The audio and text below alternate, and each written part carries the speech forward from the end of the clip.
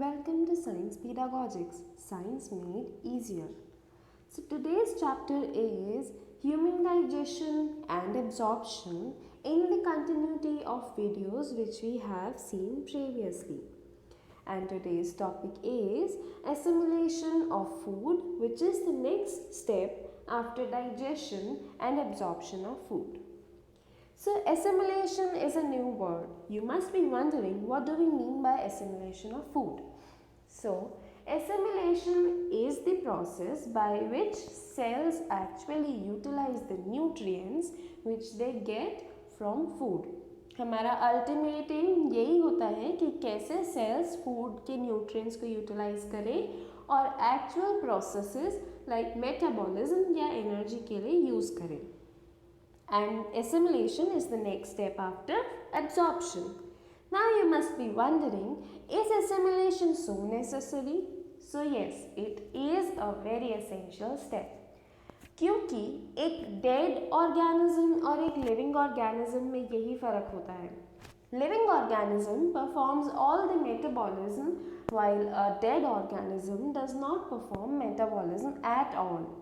So yes, cell अगर nutrients को absorb करके उसे एसिमिलेट नहीं करेगा तो it won't be able to metabolise, it won't have energy to perform any function. So this is the reason why assimilation is a very essential step of human digestion and absorption.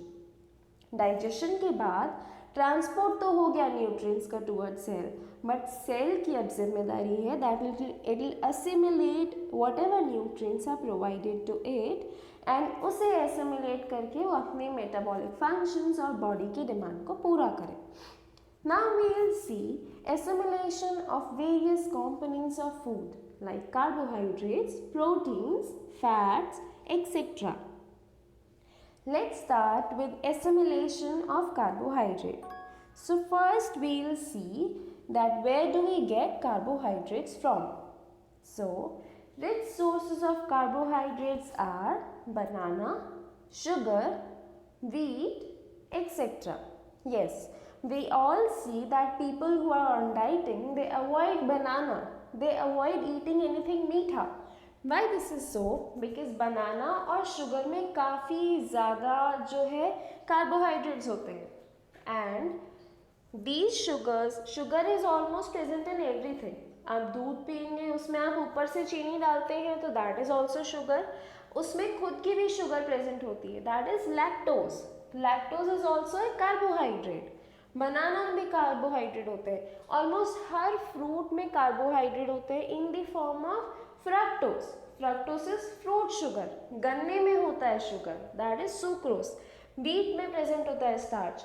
Potato has got a lot of starch in it which is a form of carbohydrate only. So the rich sources of carbohydrates are in which sugar is present. Sugar doesn't always mean chini. Sugar means carbohydrates, soluble sweet carbohydrates.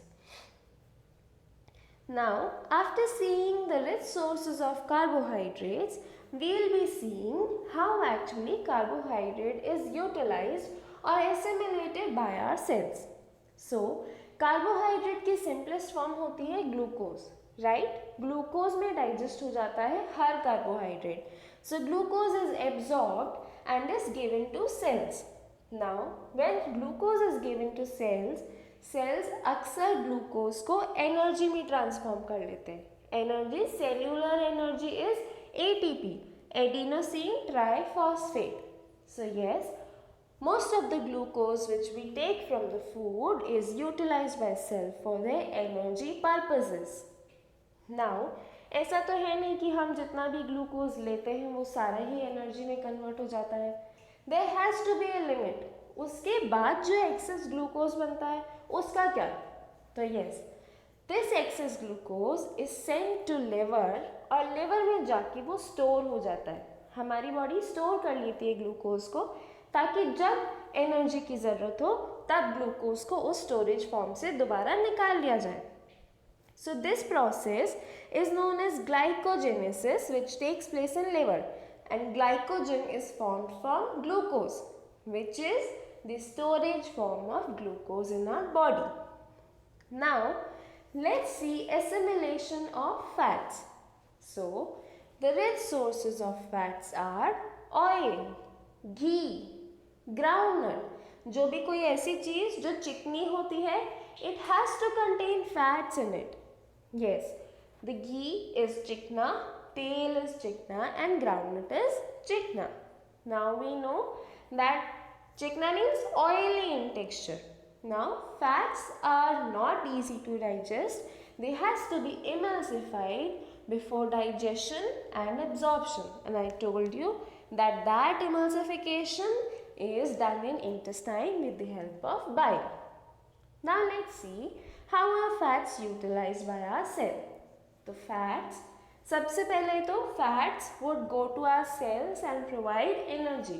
हम खाना खाते ही energy के लिए, तो the first and foremost function for every nutrients is energy. Yes, fats would go to cells and would provide energy. और उसके बाद जो excess fats बचेंगे वो एडिपोज टिश्यू में डिपॉजिट हो जाएंगे, राइट? वी नो कि हम मोटे हो जाते हैं, हम बहुत ज़्यादा तेल खा लेते हैं, तो वाई इज इट? बिकॉज जो फैट होता है वो हमारे एडिपोज टिश्यू में डिपॉजिट हो जाता है and this is the reason why we get fat. Also adipose tissue भी दो तरीके के होंगे, this will study in higher classes. वो जो बेली फैट होता है दैट मीन्स आपकी बॉडी की सेंट्रल एक्सिस पे जो डिपॉजिट होता है दैट, एंड जो एक्सट्रीमिटीज़ में डिपॉजिट होता है. जो सेंट्रल एक्सिस में डिपॉजिट होगा उसे हम कहेंगे एब्डोमिनल फैट और जो एक्सट्रीमिटीज़ में डिपॉजिट होगा उसे हम कहेंगे सबक्यूटेनियस या ग्लूटियल फैट, जो कि कम होता है. We haven't seen people getting fat from their arms और लेग्स. इसके बाद भी अगर कुछ फैट बचेगा तो it will go to liver and will be converted into glucose and glycogen for further storage, undergoing the process glucogenesis and glycogenesis.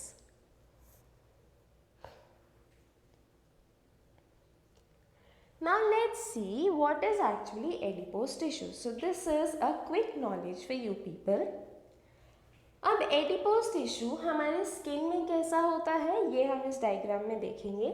जो हमारी स्किन की एपिडर्मिस होती है, उसके बाद डर्मिस होती है and then there comes fascia superficialis. उसके बाद एडिपोज सेल्स जो हैं डिपॉजिट होते हैं and you can see yellow coloured fat cells here which represents adipose tissue only, and this is also the reason why we feel warmth under skin. Now fatty cells are not like other cells. Fatty cells में जो है और we can say adipose cells, उसमें काफ़ी सारा fat field होता है and इसी कारण से जो न्यूक्लियस होता है वो सेंटर में ना होके पेरिफेरी की तरफ पुश हो जाता है. It is evident in this diagram. Now we will see assimilation of protein, and the rich source of proteins are grams. Yes, grams and pulses. हमें दाल खाने को इसलिए बोला जाता है and it is strictly advised कि हम दिन में एक टाइम में एक मील में दाल खाएं, 1 bowl of dal. Why? Because it contains great amount of protein. It is a very rich source of protein for vegetarians. And meat is a very rich source of protein for non-vegetarians. Now we will see where proteins are used. So proteins are broken into amino acid while digestion, and these amino acids are used for repair, maintenance and build-up of our body. Yes, you are right.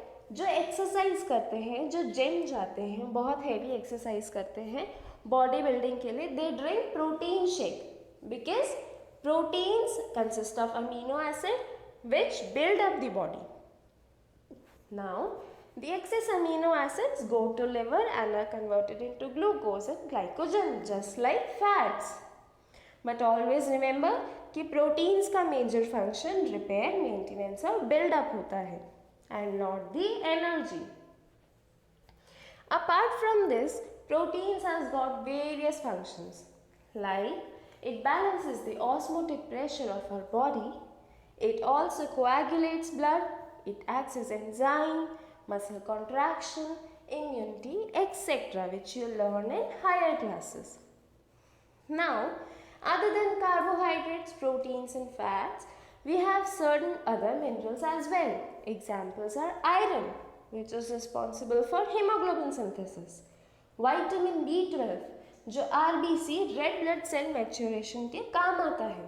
Then we have vitamin के, जो blood coagulation में काम आता है. अगर vitamin के की deficiency हो तो वील ब्लीड टू डेथ, हमारा ब्लड कोएगुलेट होगा ही नहीं. Now, in this video, we have seen a various number of new terms like glycogenesis, glucogenesis, gluconeogenesis and glycolysis. So, I will be giving you tips how to remember the word and their definition. Now, सबसे पहले genesis मतलब formation और lysis मतलब breakdown. तो glucogenesis मतलब gluco माने glucose और genesis मतलब formation. So glucogenesis means formation of glucose or synthesis of glucose. Now next term is gluconeogenesis. Now gluco और genesis का मतलब तो हमें पता है, neo मतलब नया. तो yes, gluconeogenesis मतलब ग्लूकोज का formation via fat and amino acids. Because fat और अमीनो एसिड्स यूजुअली काम में नहीं आते ग्लूकोज बनाने के, but in certain conditions it takes place, इसीलिए gluconeogenesis. Third is glycogenesis. Genesis मतलब production and glyco stands for glycogen. So glycogenesis मतलब formation of glycogen. So it's just like that. First prefix पढ़ना है और suffix का मतलब याद करना है. अगर ऐसे याद होगा तो it will be very easy and you will never be confused because these all are very confusing terms. So next is glycolysis. Glycolysis मतलब glyco stands for glycogen and lysis stands for breakdown. तो glycolysis मतलब breakdown of glycogen. So always remember, glucose stands for glucose, genesis stands for synthesis, neo stands for new, glyco stands for glycogen and lysis stands for breakdown. So always remember the meaning of these prefixes and suffix, and in this way it will be very easy for you to name the term which is asked. क्योंकि MCQs में कई बार ये चारों option दे दिए जाते हैं and then you get confused कि कौन सा ऑप्शन किसके लिए करेक्ट है. So I guess you got the video completely and it was a complete knowledge. In the next video, we'll be seeing various hormones acting on the digestive system as well as pathology of the digestive system. Do like, share and subscribe if you liked the video. Thank you for watching till end.